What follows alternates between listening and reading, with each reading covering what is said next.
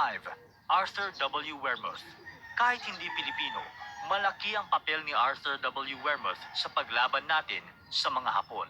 Noong December 18, 1931, matapos sakupin ng mga Hapon ng ating bansa, naging kapitan si Wehrmuth ng 57th Infantry Regiment ng Philippine Scouts, kung saan karamihan ng mga miyembro ay mga Pilipino.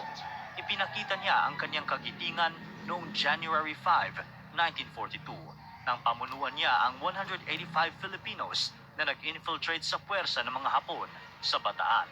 Sila ang naging counter-sniper force na ang misyon ay sobrang delikado.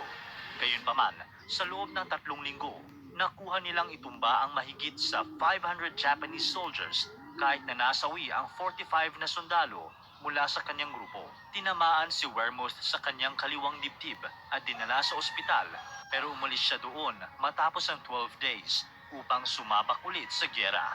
Dahil sa kanyang tapang at galing, binigyan siya ng Distinguished Service Cross. Ayon sa datos, nakakuha ng 116 enemy kills si Wehrmuth sa kanyang serbisyo. Ito ang rason kung bakit binansagan siyang One-Man Army of Bataan.